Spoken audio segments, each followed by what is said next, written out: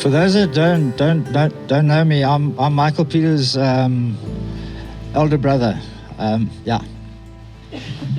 Okay. Family and friends, I would like to welcome you all here today to celebrate Peter's life. The setting and weather is stunning, and I'm sure Peter would have approved.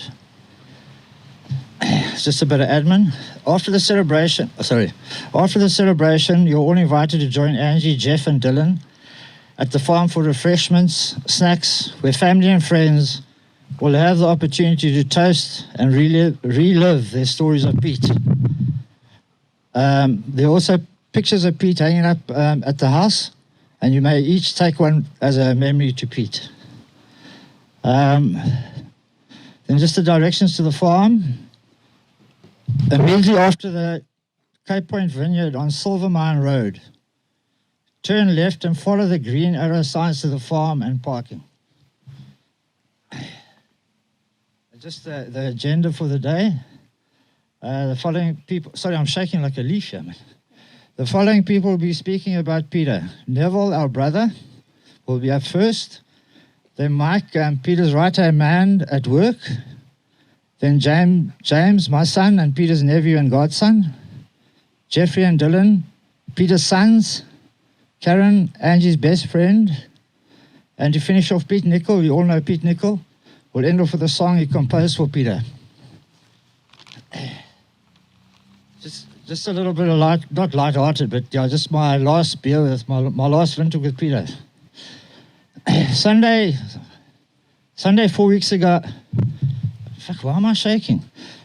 Sunday 4 weeks ago, I jumped on my Vespa and headed for Noordhoek. When I arrived at Oudtshoorn, the road was closed due to a fire, and traffic was being redirected via St. James. I pushed on and eventually arrived at Peter's place. We sat on the stoep, looking over Peter's beautiful garden and vineyard, chatting about life in general with a windhoek in hand. I said cheers to Peter and headed. I didn't end there. I said cheers and headed to Noordhoek Beach for a swim. As I stopped, I saw Sean Cuff strolling up the path from the beach. Well, that was the end of my swim.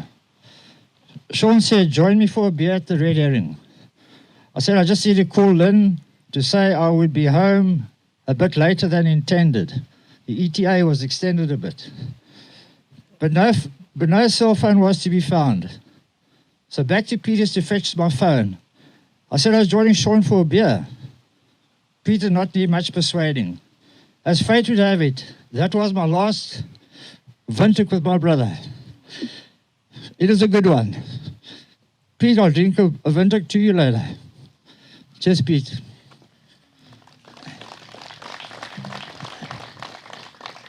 Next up, our brother Peter is going to have something to say.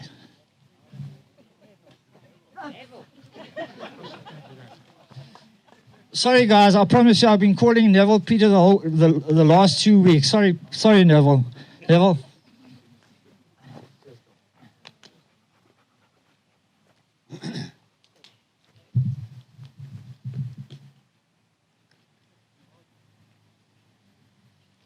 I'll get a bit closer. Yeah. Thank you, everyone, for being here to celebrate Pete's life. Pete was born 31 July 1958 in East London to our loving parents, Edgar and Cynthia.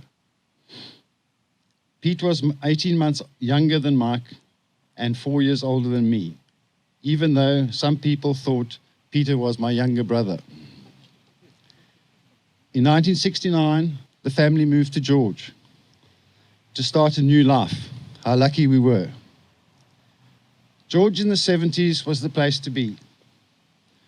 Mike and Pete went to Outeniqua High, and I went to the junior school. Outeniqua High was a dual medium school, but with Pete's luck, he ended up being the last matric class of English-speaking pupils. It wasn't easy with 40 English pupils in a school of 1,200. Pete wrote matric in 1974, and in those days, matric results were published on New Year's Eve. A good evening to write off your mother's car. Fortunately, Pete and Dean survived with minor injuries. After school, Pete went to the army. his luck didn't change. He used to say, if I didn't have any bad luck, I'd have no luck at all. At that stage, military service was a mandatory 1 year. But that year, after their 40-day party, PW decided to increase it to 2 years. After he finished his second-year army, he enrolled at the Cape Town Technikon for mechanical engineering. He was always mechanically minded. When he was 16, he wanted a motorbike. Edgar wasn't keen, as he was a biker in his youth and understood the dangers. However, Pete saved up some money and bought an unserviceable Ducati 80cc, which he stripped and reassembled and got it up and running. Halfway through his mechanical engineering diploma, he decided to do land surveying at UCT. He, however, spent more time surveying various popular Cape Town venues at the time, i.e. Pig and Whistle, Brass Bell, Hout Bay Hotel, Speak Easy. Pete got into the building industry and worked in Cape Town for a number of years. He then moved back to George and started a building and carpentry company. A rolling stone gathers no moss. After a couple of years in George, Pete decided to go to Aspen, as his cousin Bruce and his good friend Pete Nickel were in Aspen. It was going to be for a year. Only, however, Pete ended up staying in Aspen for 6 years. He then went traveling to New Zealand and Australia with a view of living there. After a year down under, he came back to South Africa for a Christmas holiday. After his Christmas holiday, he returned to New Zealand, but soon wrapped up his things there and returned to South Africa and moved to Noordhoek. After a couple of years in Noordhoek, he met Angie, and the rest is history. He had found his forever place. He moved in with Angie, Jeff, Dylan, and the dogs. The stone had stopped rolling. It's hard to quantify how much Pete did on the farm. Wooden cottage, fresh mountain water reticulation, irrigation, bathroom, deck, indigenous garden, lounge, new road, the list goes on. Pete loved dogs. He loved them all, and they loved him. Pete was a craftsman carpenter and a jack of all trades. Many of us are lucky to be surrounded by Pete's handiwork. Pete was always kind, caring, and generous. This is one of the short messages I got from a very good friend of his, Dick Leigh, which sums up Pete.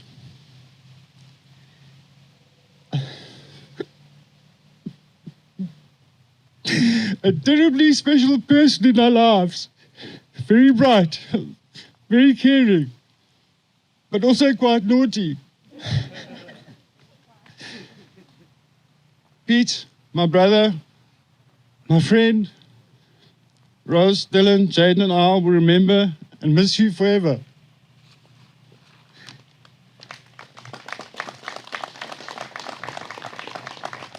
Thanks, Nev. You summed it up brilliantly.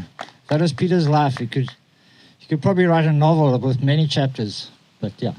Next up, we've got Mike. Mike was Peter's right-hand man on many projects, and there are many monuments to Pete and Mike and his other fellow crew. Mike.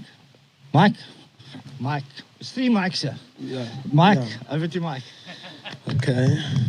Thanks everyone who come here to join us to memory for Mr. Peter. I'm the guy who was working with Mr. Peter for 3 years.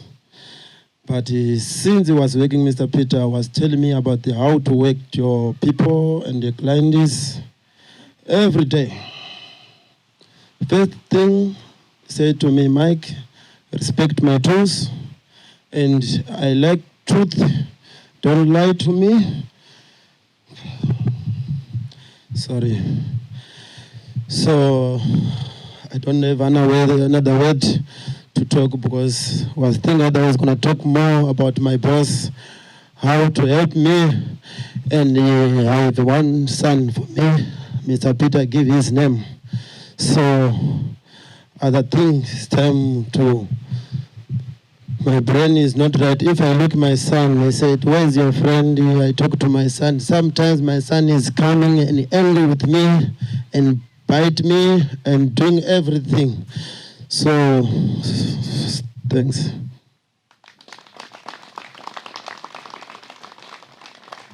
Well done, Mike. Fantastic. There's going to be a lot of skills lost with Peter gone. Dylan made that comment just before we left the house this afternoon that, yeah, there's a lot of stuff out there that we all used to phone him and ask him how to do this and ask him how to do that.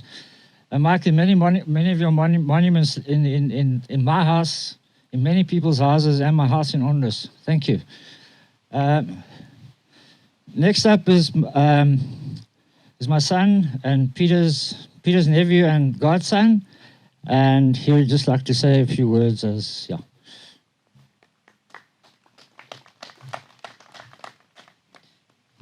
Okay. Good morning to all.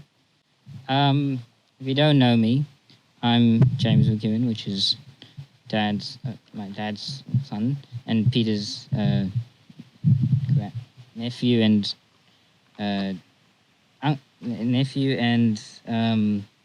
godson. And today we are here to celebrate his life, my amazing uncles and godfather. Yeah, okay, that's better. Yeah. Okay, he was a man of many talents. He was very skilled and experienced with his hands. Once I even remembered he made me a huge wooden castle that I loved and still love to this day. Uncle Peter was very generous, and every birthday, and Christmas, him and Ange would always give me lots of money in an envelope that I wish to keep for the foreseeable future. I only wish I got to see him one last time, but I'm really grateful that the last time I saw him, which was on Christmas of last year, he was very happy and full of laughter. To me, Peter is still here, though we can't see him, well, not physically at least. We all loved him, and now he's in a better place. Thank you.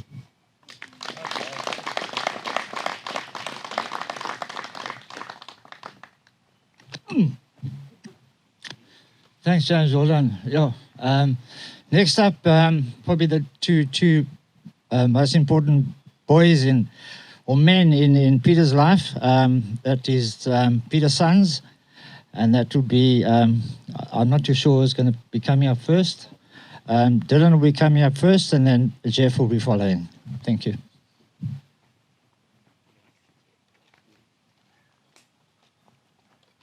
Okay. Excuse me for the glasses, obviously. I'm not going to indulge in the removal. But everyone's speeches have, obviously, they've been saying that, Pete's had such a big impact in his life. And, we've probably had the biggest loss this year so far. But for me, I'm going to tell you a story of what the relationship between Pete and I was. So about in 2014, around about there-ish, there was a red motorbike sitting right there that no one had touched for about a week. So my mom, Pete, and I, we went to Gary and Lena's house for dinner. And we were sitting there and Gary was telling us, "Look, do you know about this motorbike that no one's touched?" So I was like, okay, well, no one's taken this motorbike by the end of the month. I'm going to, sneak out and I'm going to go take it. So then the end of the month comes and I had completely forgotten about it. But lo and behold, Pete comes to me before I go to bed and goes, "Do you remember that motorbike that's at the Common?" And I'm like, "Yeah." And he goes, "Still there." So, I wasn't going to go take it until Pete kind of, gave me a little nudge to go. And so I was like, "Okay, cool, I'll wait until I was like, no, I'm not going to do that. It's someone else's. Fine." Pete goes to bed. He looks a little disappointed because him and I were going to break out and go steal this motorbike. So at 2 o'clock in the morning, I go get the motorbike. No one's the wiser. So I had to obviously push this thing home because it was locked. And pushing up the road, every time a car was coming up, I'd have to dive into the bush so no one would see me stealing a motorbike. And as I was coming up the road, I get to, as most of you probably already know, there's Uncle John's house and there's our house.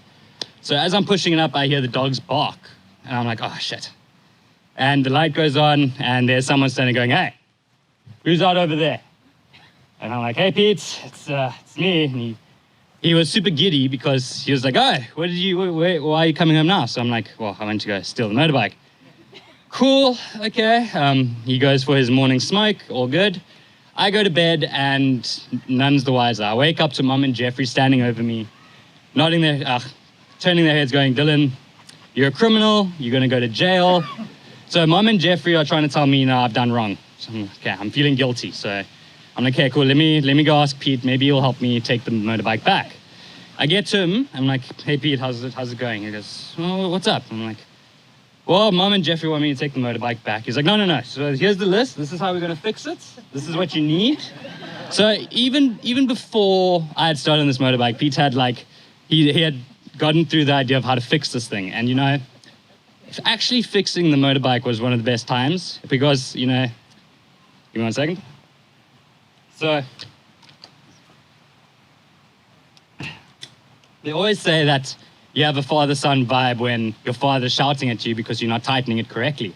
And lo and behold, Pete and I were shouting at each other because we weren't strangers to fighting.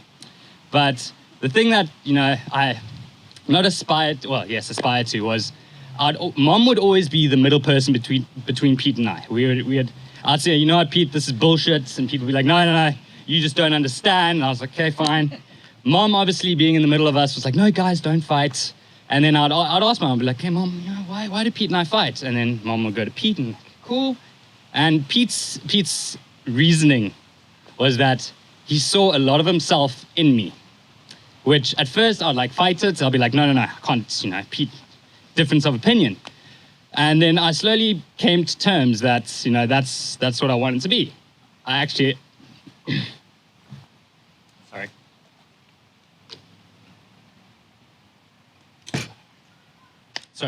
So growing up, that's what I wanted to be. And I mean, Pete only came into my life when I was about 10, right? So still very influential and that kind of stuff. And to me, I could always tell my friends that I could do anything for them because I could always call Pete. Sorry, 1 second. So I was always this bag of knowledge and stuff like that. My friends could come to me and be like, how do we fix this? And I'd say, cool, let's call Pete. And Pete would never, ever say no to helping out. So for me, I'm going to always grow up to try and, replicate what he would try to do, not only with people, with animals, just with everything that he did. And, yeah. Well done, Dylan.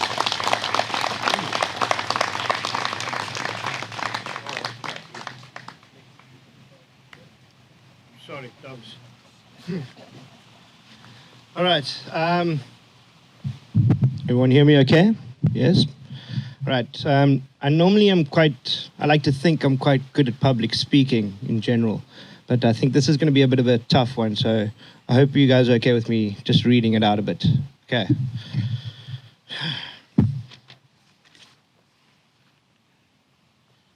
Okay. Fetch Mike from the top of Zoom at 7:30 sharp. Check the water tanks at home. Take the dogs to the beach. Give the Proteas pine needles in front of the front garden. Top up the bird feeder and the sugar water for the birds. Feed the geese. Check Sue's irrigation. Make sure the horses are getting water. Sand and varnish the house. Polish the marble fireplace. Redo the lighting at the workshop. Rebuild the clutch and Abe's Uno. Move the whole, repair the whole dam with clay. And lastly, obviously, move the entire house 3 centimeters to the left at home. Sorry, this is Pete's diary. Let me get to my speech rather. This is just a typical Friday, Anyway, yeah. Yeah, Pa, eh? I know that at this time he would definitely not want for us to be sad, and the speech should be happy. So I'll do my best in order to do that and try to pull that off. All right. First of all, I want to ask this to the crowd. Who would willingly take on a snotty-nosed teenager and his younger brother? Well, Pete did. Open arms and all. After him going out with my mom for a few months, we finally got the privilege of Pete looking after us because my mom went to, I wrote it down here, she went to yoga or Pilates or gym or something. We can't remember, but Pete offered to look after us by himself for the first time. All right. So Pete was busy making us dinner. It was a cottage pie made correctly, the way like his mom made it.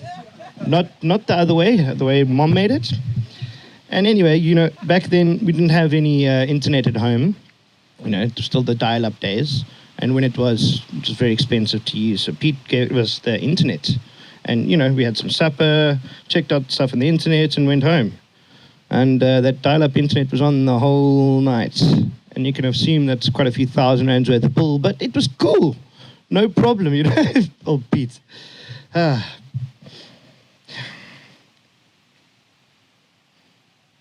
Anyway,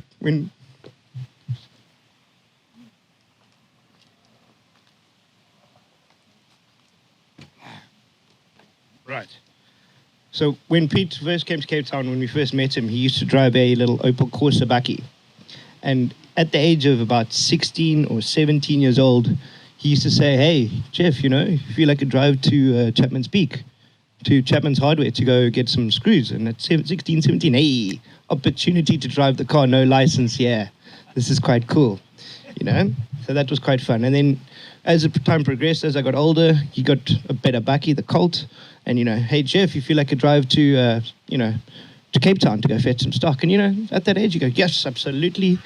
Get cool boot driving the Colt, big bakkie. I can be the main mana, And then as time progresses, obviously you got the Isuzu.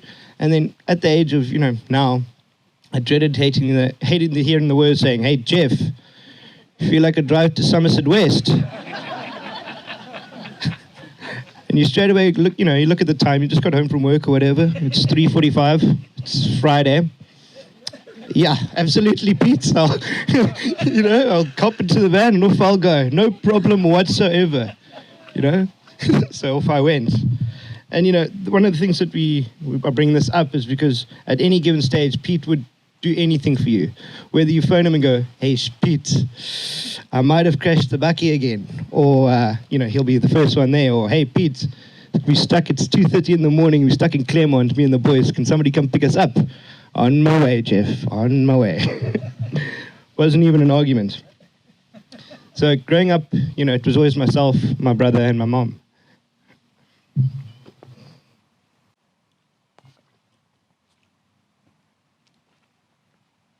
The water does help. Growing up, it was myself, my brother, and my mom. And luckily, when we met Pete, our little family of 3 became a family of plus 40 overnight. Instantly. All of a sudden, we were now part of the McEwen clan. And that involved a lot of holidays, a lot of adventures, a lot of Windhoeks, and a lot of braais. There was never, ever a dull moment. Luckily, after a few years, I was given the opportunity to go travel the world and see the world. And the great thing was that I knew that my mom was protected. I could travel the world knowing that my mom's fully fine. And I had the best time ever traveling. And it's all one of the things is thanks to him. So, whew, it's kind of tough, eh?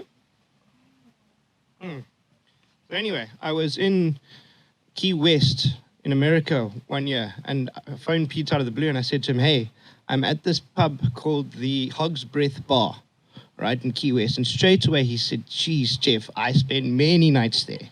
Many, many nights there, let me tell you. And I was like, Wi-Fi is quite expensive overseas, and we were chatting about it, and he said, find it. He described it to me, and off I went looking for it, hung up, and I told him I couldn't find it. So anyway, when I came back about 6 months later, I came back with a Hog's Breath Bar T-shirt. And this T-shirt was, I could give him gold and it wouldn't be the same thing, because all of a sudden, this Hog's Breath T-shirt was worn every day. It was still on the line a couple of weeks ago with holes in it and everything. And that was but I could have given him anything in the world, and the T-shirt, he appreciated that the most, which just proves that how it doesn't matter what you gave him, you just always appreciate it. Okay, here we go. Even though we might not have been biological, you were the best father that a man could have ever asked for. I promise to continue your generosity, your values, giving the shirt off of your back. I promise to give your love for nature and always to protect the family. Cheers, pal. Hope this was not okay for you. Cheers.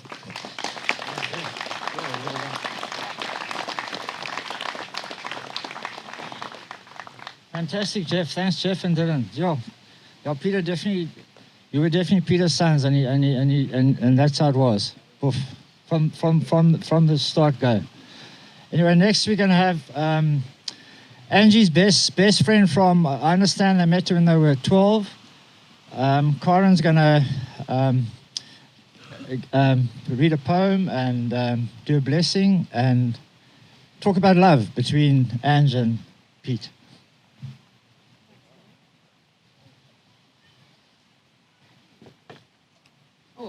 I'm so short.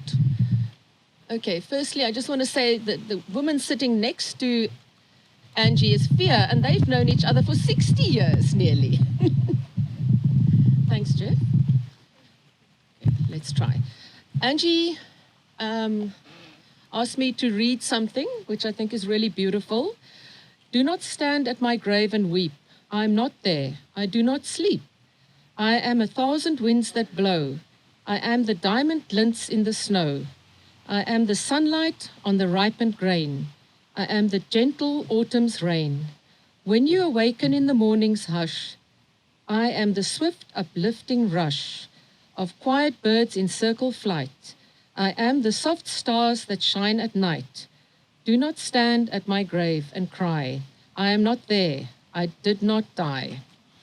So I think that is very dear to Angie, and she wanted me to share that with all of you. I'm going to skip the other little poem that we worked on because I really want to talk about Angie and Pete. So we're all aware of the love and light that Pete brought into Angie, her two sons, other family and friends' lives. Pete with his calm charm. I think that was really, really striking, Pete and his charm. Angie, Fia, and I have been friends for over 50 years. And then 15 years ago, Pete came into Angie's life. And we all saw a gradual change in both of them. We saw how Pete and Angie's love for each other grew. This love grew even stronger over time. Pete has shown a deep love for Angie. The garden around their home, he transformed with love into a mini Kirstenbosch, something very special for Angie and all of us to enjoy. Angie made Pete a whole person, and Pete made Angie a whole person. They truly supported and respected each other.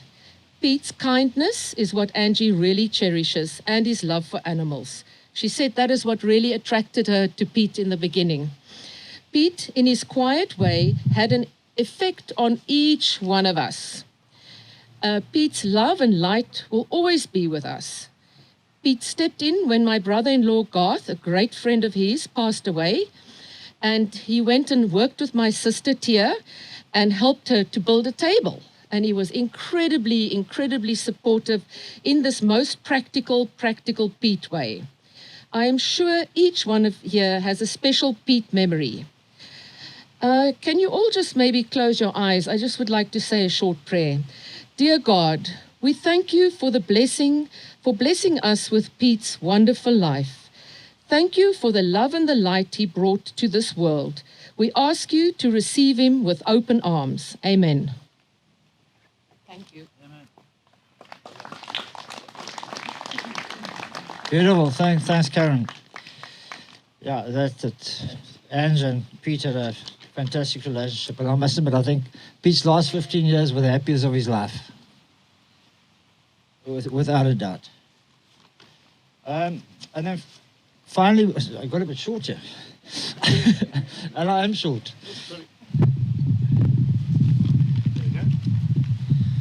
To end off proceedings, Pete Nicol has composed a song for Peter in the last 2 weeks, and he would like to sing the song to you all gathered here now. For a very special friend.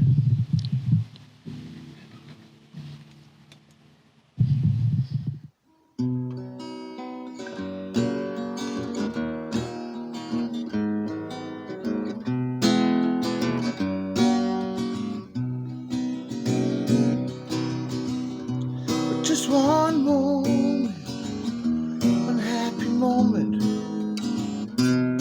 please turn back the hands of time. But just one moment, a special moment, I want to see that friend of mine. But just one moment, a special moment, please turn back the hands of time. He was taken away just the other day, leaving me with so much left to say. So for just one moment, one happy moment, please turn back the hands of time. Just one moment, a special moment, I want to see that friend of mine. Just one moment, a crazy moment, please turn back the hands of time. I want to hold him in my arms, tell him that I love him, never ever want to let him go. But just one moment, one happy moment, please turn back the hands of time. But just one moment, a special moment, I want to see that friend of mine. Just one moment, a crazy moment, please turn back the hands of time.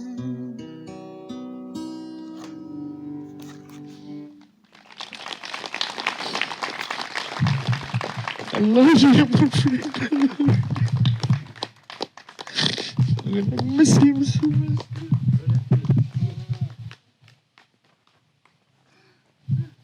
Pete, thank you. That is absolutely beautiful. Sung with love. Thanks. You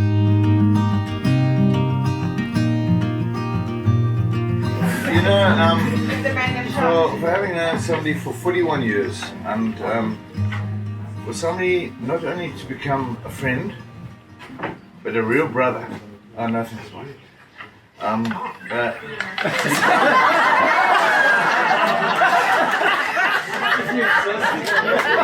I'll take it back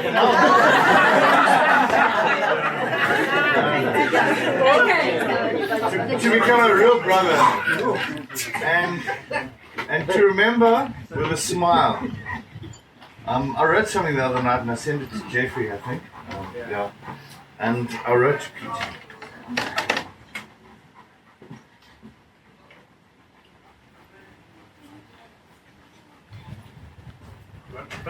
I can't tell you how much I'm going to miss him. I know he's got two brothers and family and all that stuff, but Pete became a brother too.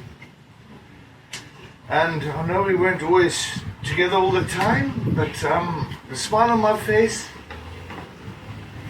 are the memories that I think about that are just unexplainable. Of all the shit that we got up to. Because, I mean, I told Mike and Neville a story about... Tell it again. I'm going to tell it again. About Pete and I leaving the Langdon pub in Port Alfred. And we were in his red bucky. Well, he was the driver, I was the passenger. And I didn't know how great it was at that time to feel like I was the passenger, because we drove out of Port Alfred, and there was a bottle store. And he said, let's get a bottle of tequila. So we got a bottle of tequila, and he said, geez, Pete, we've just been invited for supper in Kenton-on-Sea, which was 18 kilometers away. And so off we go. Or we're driving down the road, drinking this tequila. Halfway down the road towards Kenton-on-Sea, there's this brown Peugeot 404 stuck next to the road with these four black guys standing trying to fix the engine. And now Pete, with his good heart, said, let's go and help them. And so, I wasn't holding the steering wheel. We did this U-turn, went back, and here these guys, and Pete said, can we help you? And so the guy said, yes, sir, we need a tour to Kenton on set. So Pete said, no problem. Just put all the car parts into your boot, and we'll get you to Kenton on sea. And so all we had was this nylon, like little strip of tow rope. So we latch these guys on, and off we go. Down the road, drinking tequila, and the sun's going down. Now, as you're going to Kenton, you see over the Kruger River, there's a really steep hill on the other side. Drive up the hill, get to the party, and we park. And I said, geez, Pete, weren't we trying to... And we both, so Pete and I get out of the vehicle, and we go, looking at this piece of rope that's lying out there. Shit, should we go back and look at these guys? So, I think we might have turned left instead of right, but we didn't find the guys. It was not long ago that Pete and I were sitting right over there and thinking, what the hell happened to this?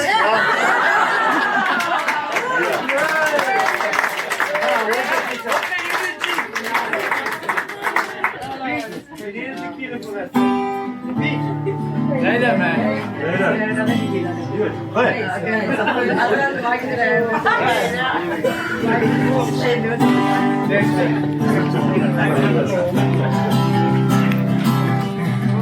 Knock, knock, knocking on heaven's door. Knock, knock, knocking on heaven's door. Mama, take this badge off of me, 'cause I can't use it anymore. It's getting time to see. Feel I'm knocking on heaven's door. Knock, knock, knocking on heaven's door. Knock, knock, knocking on heaven's door. Mama, take these guns off of me, 'cause I can't use them anymore. It's getting dark, too dark to see. I feel I'm knocking on heaven's door. Knock, knock, knocking on heaven's door. Knock, knock, knocking on heaven's door. We beg, we love you forevermore.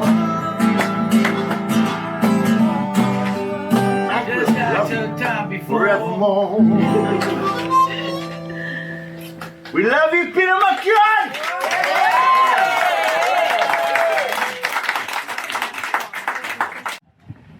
I think about Pete.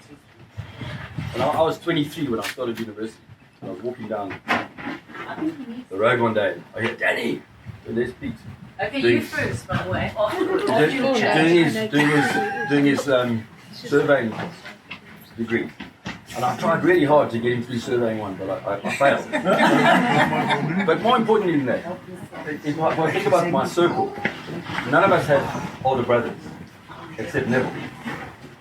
They had two older boys. So we lived vicariously when we were kids through their exploits. For example, he came to school one day and I said, how's the weekend? He said, no, terrible. My old man, which is Mr. McCure does. Yeah? My old man had Mr. Mac. Mr. Mac had to go to Cape Town because Mike here had been mooning the public with his zero and he's been arrested. Now this is Mike the adult. But there wasn't a week that didn't go by that we didn't have an exploit for Pete. And we'd have like, I remember like, we came in there the one day and Pete was absolutely shattered. He got arrested walking home. And as he gets arrested, he says, the Pico boys! Do you remember like they just Steve Biko just seriously jumped off a building and I'll keep giving him the Biko boys. They threw him in the back of the van and that was it.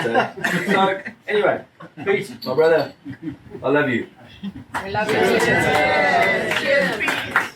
Who wants to go next? I'm going to sing a song first. Oh, we're having a song first. Yeah, no, I'm an unbelievably bad singer. So I'm going to sing the first verse. And now I'm expecting all of you to help me with the second verse.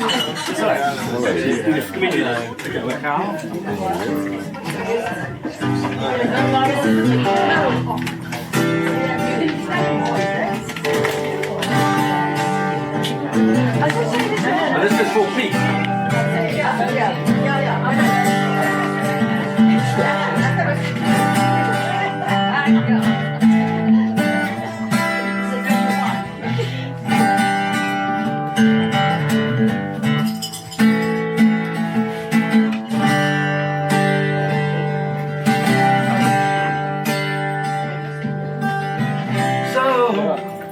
So you think you can tell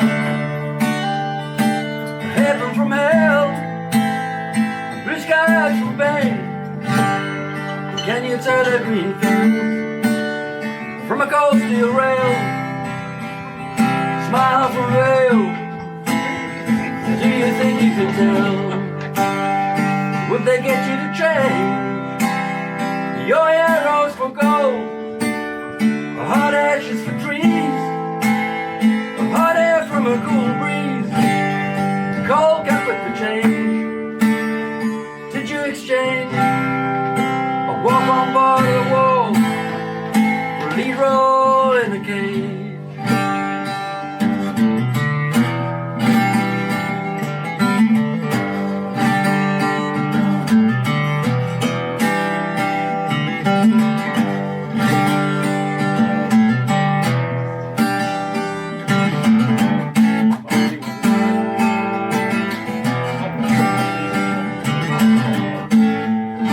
Everybody, how I wish for peace. How I wish you were. We're just two lost souls swimming in a fishbowl, year after year, running over the same old ground. Have you found the same old fear? Wish you were. That was terrible. So I'm expecting, when it comes around on the guitar again, I'm expecting 3-part harmony. Here we go. How I wish we were. We're just two lost souls swimming in a fishbowl, year after year, running over the same old ground. Have you found the same old feeling? Wish you were here. My brother. You need to keep it short. Thank you. I can imagine myself. Should I give a speech? Yeah, should I give a speech at the funeral? You know, you say, yeah, just keep it quick, you know. Okay. Wait, I always called Pete Bob, and you don't know why. There are a lot of Pete's around when I met Pete in Cork Bay, long time, 40 years ago. There was 3 Pete's living in the same house. There was only one other Pete, it was me. The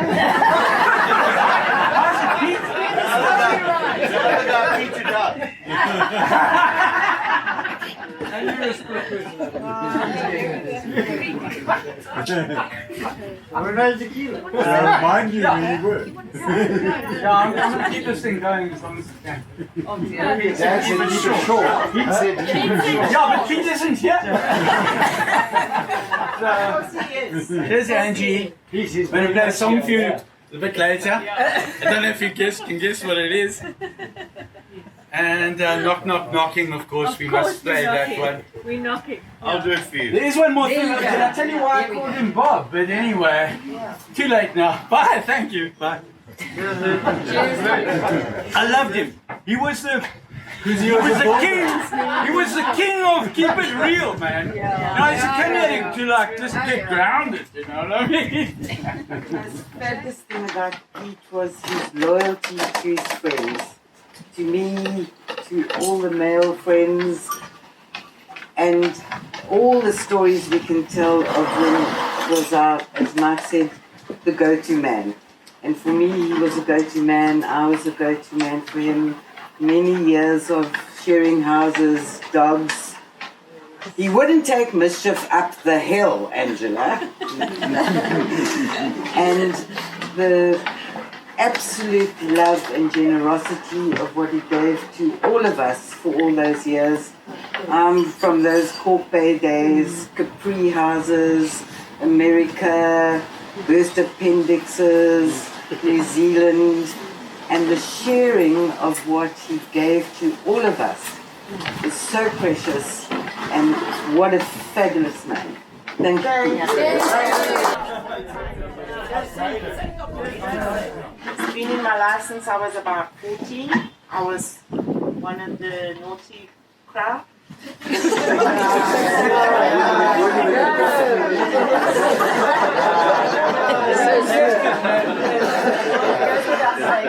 did have a lot of fun. We broke into many of our friends' parents' beach houses on the beach at the wilderness and drank wine out of their vases and stole petrol when we ran out of petrol. That kind of stuff. All clean.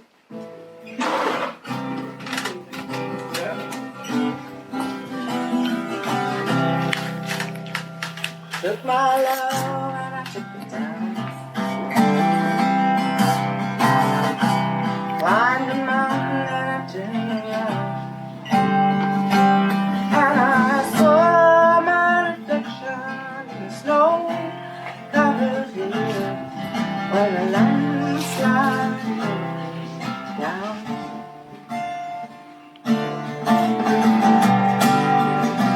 Oh, mirror in the sky, what is love?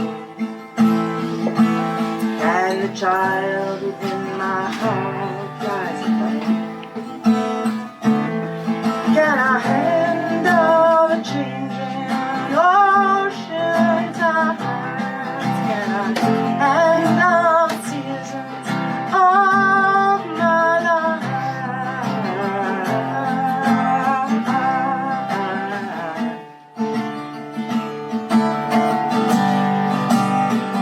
'Cause I've been afraid of changes, 'cause I built my life around you.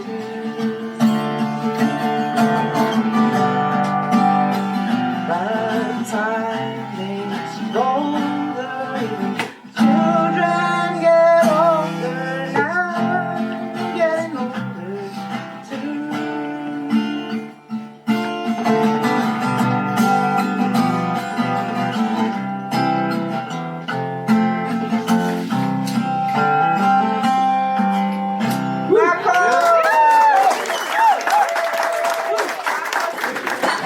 I'm really going to miss Pete, but I think what I'm going to miss the most is his impromptu late afternoon pop-ins for a couple of beers and a laugh. Pete was always full of stories and he could tell a story well. My favorite story is the one where he rushed Mike, who gave a speech earlier on, his wife, their blue baby, and a couple of midwives from Masupamele to False Bay Hospital. Mike's baby is now a strong boy called Peter.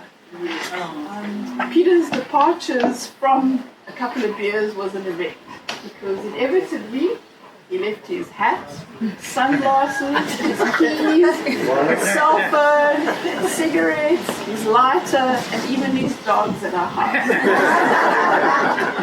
Pete and I shared a love of walking our dogs on the beach and lately of swimming, and I'll always think of him when I'm on the beach. Rest in peace, Pete. You're a good man. We did for at Dick and Nick Goulet's place, and Pete offered me the tow, And I was as pissed as him, so I kind of thought, okay, well, that's not fine. We get into the car and we stop at a stop street, and they were selling the Sunday Times. It was like after midnight, obviously. And so I buy the Sunday Times, and Pete's looking at the Sunday Times, he's like looking at the headlines, and he goes straight through this red traffic light. And next minute, we're going down Rosemead Avenue, we just hear this wah, wah, wah, wah, wah behind us, and Pete says, fuck no, Joe, I can't get caught. I've already got a warning, and I'm going to lose my and whatever. And I'm saying, well, what must I do? He says, he's like thinking of swapping places with me in the car and all these kinds of things, and I don't know what to do, and I'm sitting there, and he says, just breathe deeply. So we breathe deeply, he pulls over, and I say, you'll be fine, Pete, it's fine, you're not that pissed. So we pull over and we say, how's it to the cops, all very nicely and everything, and they tell him to get out. And I'm sitting there and I just realized that I've got a bloody cup suck of wine in my feet. So I'm pushing a little bit further under the counter, the dashboard, to like try and hide it. And he gets out and they say, and Mr. McEwen, and they're looking at his license plate and everything, and I'm thinking, oh fuck, his license probably expired as well, and whatever. And then they say to him, have you been drinking? And I'm thinking, oh fuck. So he says, no, not very much. They say walk on the line. So he starts walking on this line, and the next minute he's just like, whoop, gone. He just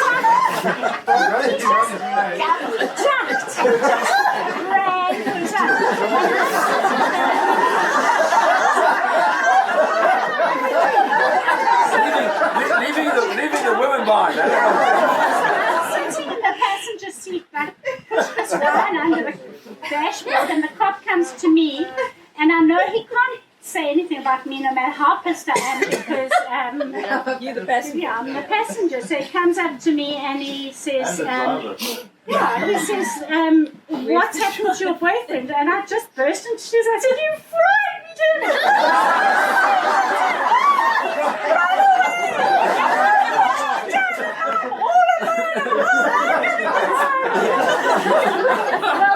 The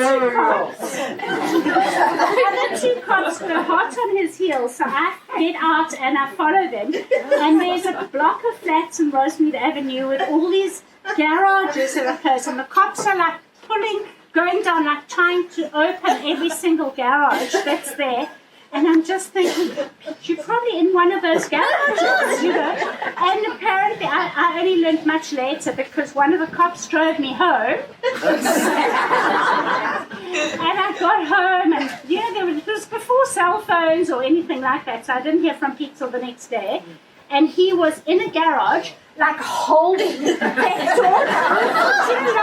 He found an open garage and he'd stuck into it, and he was like holding that garage, and he got away. No, Joe had gone home, okay? Now, she'd been taken home by the police. And next thing, Peter had passed out in the back of the garage. And next thing, the garage door opened.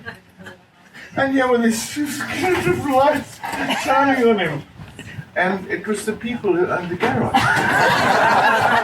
And this is when Peter Mac didn't even know. I can't remember. And so Pete Mac said, I'm sorry I was drunk last night and I needed a place to sleep, and that's really ended it up. So Joe, that's the end of your story. Now you know the truth. Hi everybody, my name is Baji. It's nice to be sharing this time with you. The stories are just wonderful. I come to this sort of event through John Fortune, of course, Angela's brother. And Stuart Nicholjohn, I know he'd like, if this was on TV, then he'd like to know, or let you all know, how sad he is, and how him and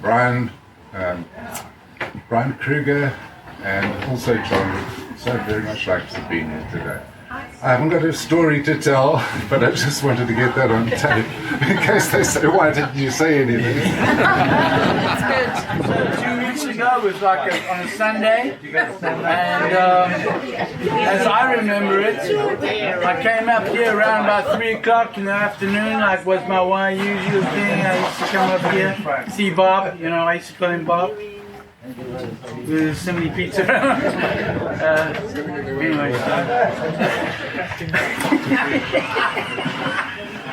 Anyway, so as I got out of the car, all the dogs, my dogs and Pete's dogs, they all started jumping on me like. So eventually I got so pissed off, I took my car keys and I chucked them at Chloe. Apple of Pete's eye. Missed it, and then I couldn't find my keys. So I was walking up and down in the leaf mold, just kicking the leaves around trying to find my keys for a long time. Okay, this was like Saturday afternoon. Now it's like 3:30. Yeah, I stopped, had a little spliff. I thought, oh, I'll go call Bob. And I thought, like, I'm not going to bother him, you know, Pete. I mean. And so the next thing is I'm kicking the leaf mold, and he, like, what you doing? You know, and there's Pete. So I said, well, I explained to the story, but for full disclosure, I didn't tell him that I threw my keys at Chloe. I just said, well, like I lost my keys, and so he, like, for the next hour, he helped me.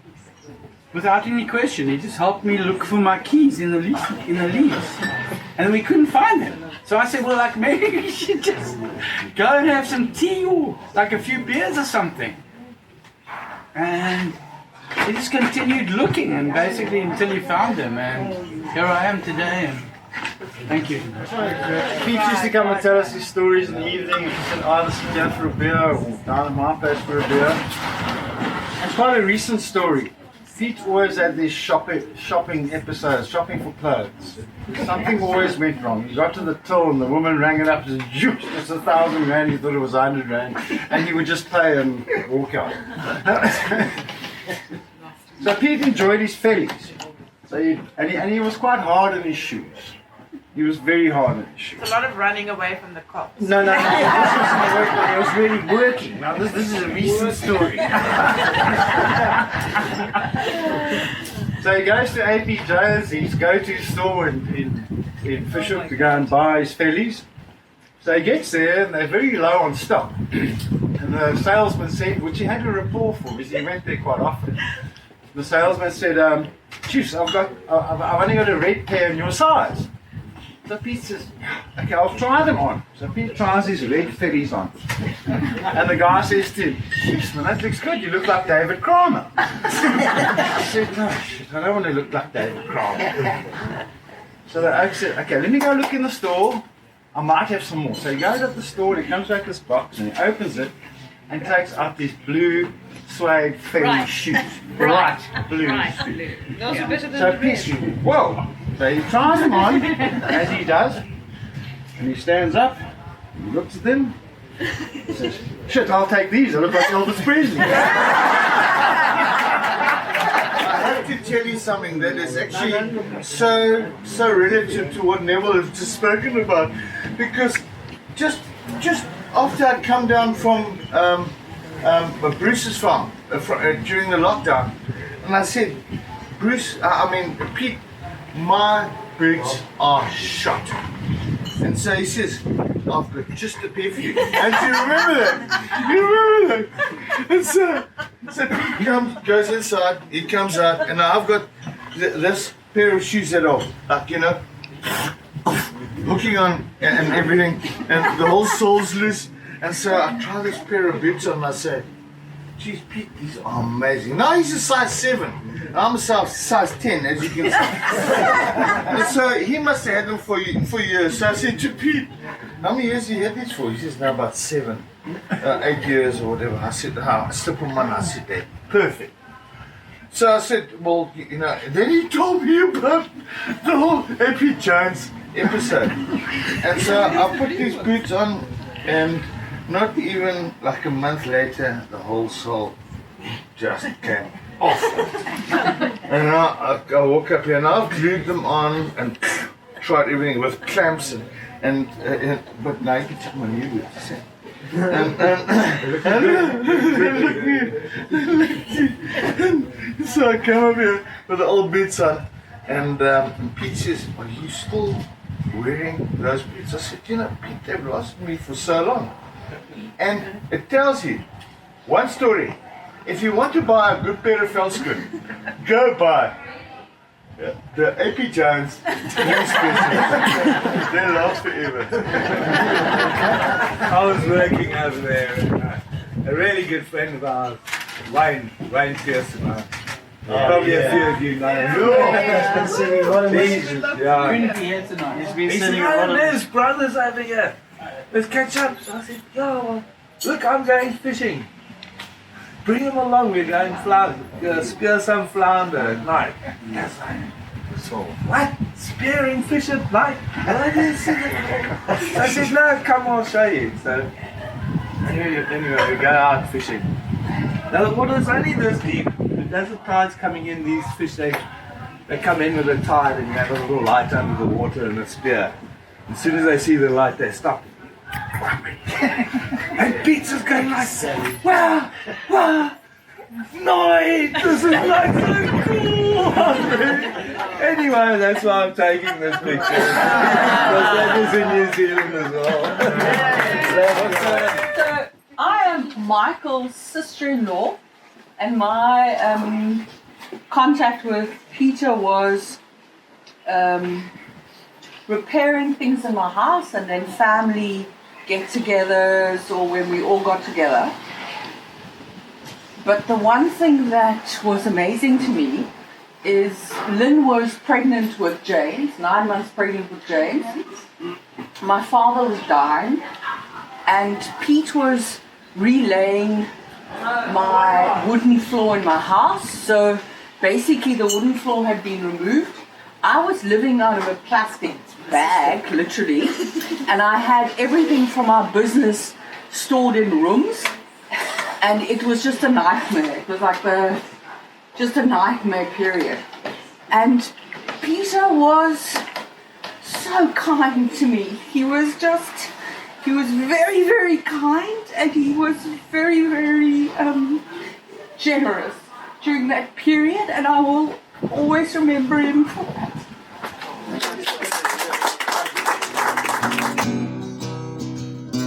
Just one moment, a special moment. I want to see that friend of mine. Just one moment, a crazy moment. Please turn back the hands of time.